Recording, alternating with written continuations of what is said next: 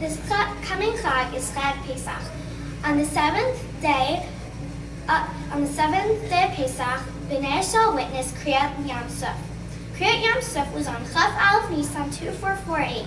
This year may not be 2448, but I would like to share a Dvar Torah and two stories to help us all to relate to what happened on that fateful day of Chaf Aleph Nisan 2448.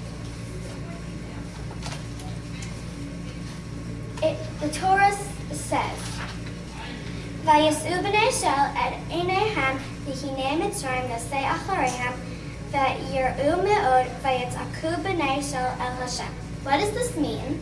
This means Bnei Yisrael raised their eyes and behold, Egypt was journeying after them, and they were very frightened. Bnei Yisrael cried out to Hashem. Bnei Yisrael cried out.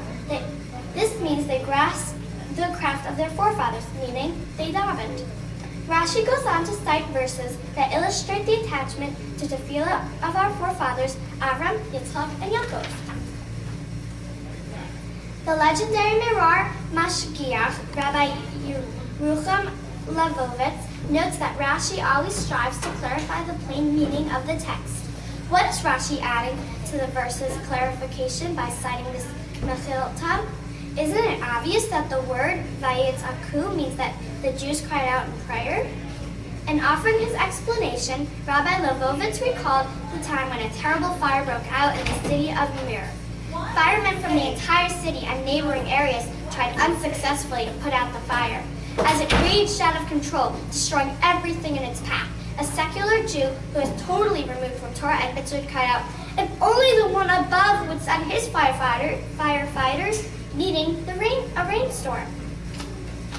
In a time of crisis, where there seems no natural way up to escape danger, the spark of faith that is within every Jewish soul bursts forth, and even the most distant Jew turns his heart to Hashem.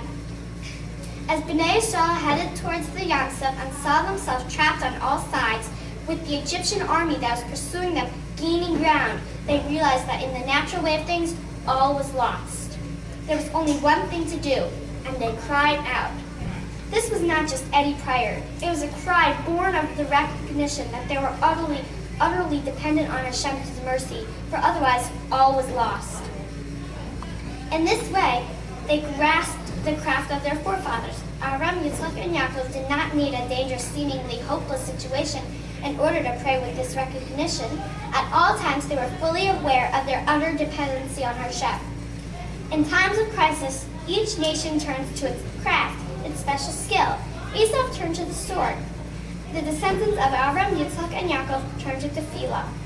Rabbi Shimon Pinchas illustrated the imperative of sincere tefillah by way of a true story. One night, a hospital staff found itself short-handed with a number of serious cases on one particular floor. The floor supervisor entrusted one doctor with overseeing the entire floor. Before leaving for home, the supervisor told the doctor on call, "Listen, right now things are quiet here, but through the course of the night, at any given moment, you might find yourself with more than you can handle.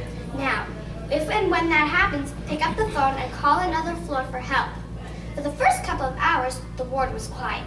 Then a patient woke up and screamed for assistance. Before long, a few patients were calling for the doctor, who was running from room to room trying to cope with an increasingly difficult situation. Then a seriously ill patient had a setback which required immediate attention. The doctor forgot the supervisor's instructions and tried to handle everything himself. The seriously ill patient died that night. The doctor was accused of negligence that resulted in the patient's death and was summoned to a hearing. He attempted to defend himself.